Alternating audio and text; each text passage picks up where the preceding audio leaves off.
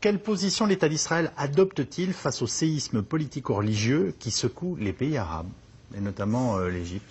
Pour l'Égypte, moi je pense que le gouvernement israélien, j'ai lu dans un papier, une revue de presse de la presse israélienne, que le chef du cabinet, donc Benjamin Netanyahu, a demandé à ses ministres de ne pas s'enthousiasmer après la chute de Morsi, pour que cela ne se traduise pas ou ne s'explique pas par une position officielle. Je pense qu'Israël était mal à l'aise, ou disons que pas dans une position confortable avec Morsi. Et surtout les premières ouvertures à l'égard du Hamas. Il y a la question du tunnel, la question de l'ouverture des frontières. Donc le retour de l'armée, la reprise de l'armée ne peut que rassurer les Israéliens.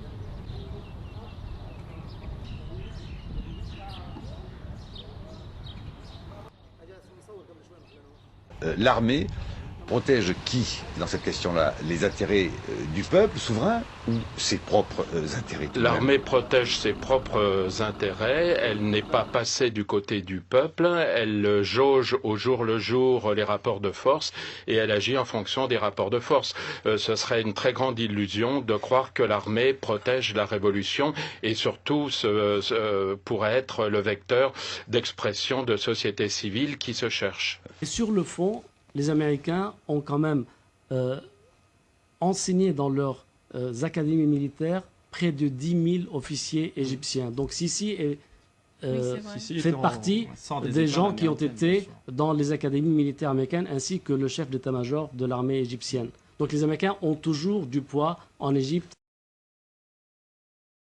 Alors, Christian, que pouvez-vous nous dire de ce nouvel homme fort, on va l'appeler comme ça, ce général Al-Sisi, qui a pris la parole tout à l'heure pour présenter... Jeune général, 58 ans, homme du sérail militaire, c'était le ministre de la Défense de M. Morsi. C'est un homme qui a été formé, il faut le rappeler, en Grande-Bretagne, mais surtout aux États-Unis. Alors, je vais carrément dire ce soir que c'est l'homme des Américains. Et ce qui est intéressant, c'est que ces dernières semaines, il a passé son temps au téléphone à discuter. Chuck Hagel, qui est Chuck Hagel? C'est le ministre de la Défense des États-Unis.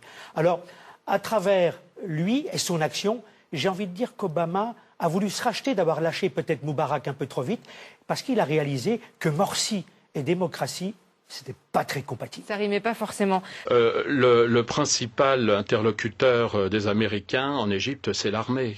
Ce n'est pas ni les frères musulmans, ni l'opposition. L'armée est l'institution sur laquelle les Américains comptent, et notamment dans ce qui est le plus important aux yeux des Américains, c'est-à-dire le traité de paix avec Israël. Donc le pouvoir civil, pour eux, c'est secondaire, vous pensez? Alors, je remarque quand même que les bons conseils du président Obama en disant au président Morsi que les élections ne font pas automatiquement la démocratie, il aurait pu ajouter aussi le fait que l'armée soit un État dans l'État ne fait pas non plus un régime démocratique. Mais là, il n'a rien dit. Si l'armée est financée par les États-Unis, ces derniers ne seraient-ils pas les instigateurs de la destitution de Morsi? Est-ce que c'est une question qu'il est qu'il est légitime de se poser? Ça vous fait sourire? Oui, enfin non, mais tout est possible dans ces situations chaotiques. Ces salaires de 20 000 € pour un général en fin de carrière, ça vous paraît possible, vraisemblable? Enfin, c'est souvent cité. L'armée égyptienne s'est embourgeoisée dans les affaires, en ayant des rôles dans les conseils d'administration d'entreprises publiques, en faisant du pantouflage. Tous les regards sont désormais tournés vers le nouvel homme fort de l'armée, le général Al-Sisi. C'est lui qui a ouvert ce nouveau chapitre de la révolution égyptienne. Ce qui fait que ce qui se passe depuis un an, c'est-à-dire l'effondrement de la livre égyptienne, de l'économie, les tensions, l'effondrement du tourisme, etc., ça a aussi un impact sur le business d'un certain nombre de généraux égyptiens. S'il y a un échec, s'il y a une guerre civile, s'il y a un coup d'État, s'il y a un chaos généralisé, la leçon qui va être tirée à côté dans les autres États arabes, c'est de dire finalement la liberté, c'est l'anarchie et le chaos. Il faut quand même de la croissance économique, il faut quand même que la société puisse fonctionner. Donc il faut un pouvoir autoritaire. Mais pire que pardon, je vous coupe, ça légitimerait totalement une position comme celle de Bachar el-Assad. Oui, absolument. Alors que ce qu'on voit, puisque la propagande de Bachar, c'est de dire au fond, vous voyez, c'est moi ou les islamistes djihadistes, coupeurs de tête, etc. Et c'est pour cela que dont n'est pas la rébellion par les armes en Syrie. Oui, alors que l'exemple égyptien est encore très riche, puisqu'il, en quelque sorte, il infirme tous ceux qui ont dit, vous voyez bien, les islamistes récupèrent les révolutions arabes, c'était les idiots utiles des islamistes. On a entendu ça quand même pendant un an et demi ici. Or, c'est faux. C'est vrai qu'on s'est félicité du caractère démocratique des élections qui ont abouti à l'élection du président Morsi. Et aujourd'hui, je mettrai en garde contre toute tentative de diabolisation des frères musulmans. Il n'y a pas de parallèle à faire entre le régime autoritaire de Moubarak et celui de Morsi, pour la simple raison que Morsi n'avait pas entre les mains les principaux leviers du pouvoir. Les plus grandes, les institutions les plus importantes du pays, l'armée, la magistrature, la police, sans parler du monde de la culture, lui étaient hostiles et il ne les contrôlait pas. Il suffit de voir, par exemple, la politique étrangère. Il a quand même démis ses fonctions la directrice de l'Opéra du Caire. Il y a quoi, il y a eu quelques coups, mais on ne peut pas dire qu'il y a eu une frérisation de l'État égyptien. Très souvent, on a attribué au président Morsi des activités de répression effectivement condamnables, mais qui n'étaient pas de son fait. Il suffit de voir que la police ait assisté, l'arme au pied, à la mise à sac des sièges des frères musulmans.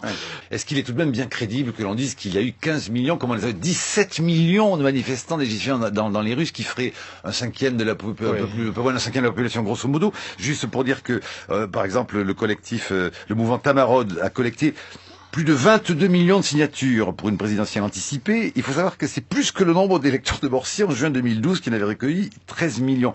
Bon, c'est peut-être anecdotique, mais quand même, cette question de chiffres, elle est crédible ou pas? Alors, c'est 15 ou 17 millions de gens dans la rue.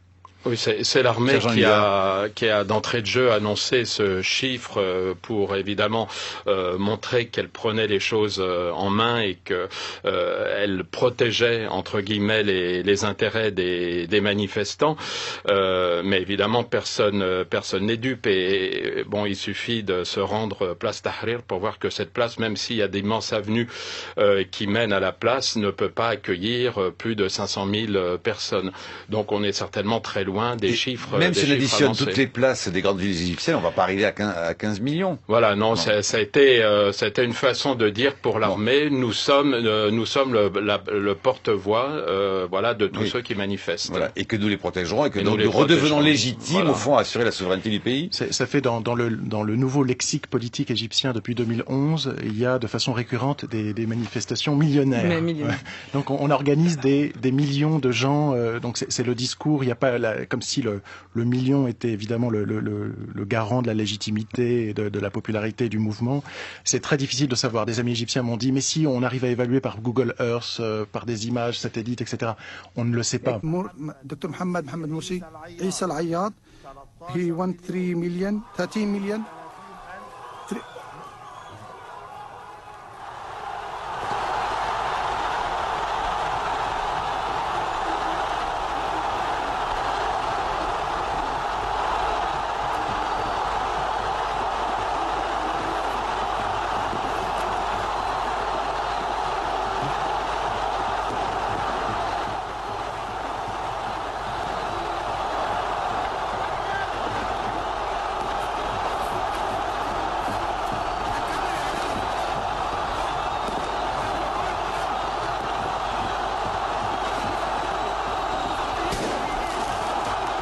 Sit down, resume your seats.